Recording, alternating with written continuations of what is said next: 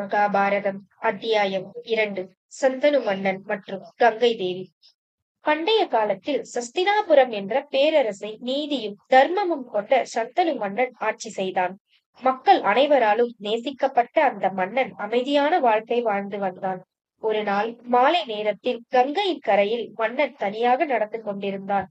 அப்போது அவனது கண்களுக்கு ஒரு தெய்வீக காட்சி தெரிந்தது. வெள்ளை ஆடையில் ஒளி வீசும் முகத்துடன் கங்கையைப் போலவே அழகான ஒரு பெண். அவளே கங்கை தேவி. அவளை பார்த்த நொடியில் சந்தனு மன்னன் மனம் அவளிடம் ஈர்க்கப்பட்டது. மன்னன் தன் காதலை வெளிப்படுத்தினான். கங்கை தேவி அமைதியாக சொன்னாள், நான் உங்களை திருமணம் செய்வேன், ஆனால் ஒரு நிபந்தனை. என் எந்த செயலை பற்றியும் நீங்கள் ஒருபோதும் கேள்வி கேட்கக் கூடாது. காதலில் மூழ்கிய சந்தனு அதன் நிபந்தனை ஏற்றுக்கொண்டான். கங்கை தேவி சந்தனு மன்னன் திருமணம் செய்து கொண்டனர். காலம் சென்றது. கங்கை தேவிக்கு குழந்தைகள் பிறந்தன. ஆனால் ஒவ்வொரு குழந்தையும் பிறந்த உடனே கங்கை தேவி அதனை கங்கையில் விட்டாள். சந்தனு மன்னன் இதயத்தில் வேதனை இருந்தாலும் தன் வாக்குறுதியை நினைத்து மௌனமாக இருந்தார். ஒரு குழந்தை, 2 குழந்தை, 7 குழந்தைகள், 7வது குழந்தைக்கு அதே நிகழ்வு.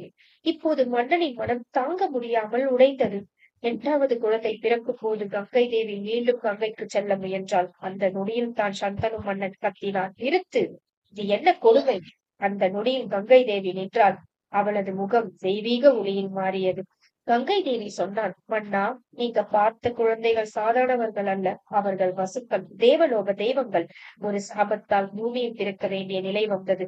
அந்த சாபத்தில் இருந்து அவர்களை விடுவிக்கத்தான் நான் அவர்களை கங்கையில் சேர்த்தேன். ஆனால் 8வது வசுவின் சாபம் முழுமையாக தீரவில்லை. அவன் மனிதனாக வாழ வேண்டும். அந்த குழந்தைதான் தேவவிரதன். கங்கை தேவி தேவவிரதனை சந்தனு மன்னனிடம் ஒப்படைத்தாள். இவன் உன்மகன், உலக பேசும் ஒரு மகா மனிதனாவான். அவ்வாறு சொல்லி கங்கை தேவி மீண்டும் தெய்வீக உலகிற்கு சென்றாள். சந்தனு மன்னன் கண்ணீருடன் குழந்தையை அணைத்தான். அந்த குழந்தைத்தான் பின்னாளில் ஈஸ்வராக போகிறான். ஒரு வாக்குறுதி, ஒரு தியாகம், ஒரு மகா மனிதனின் தொடக்கம்.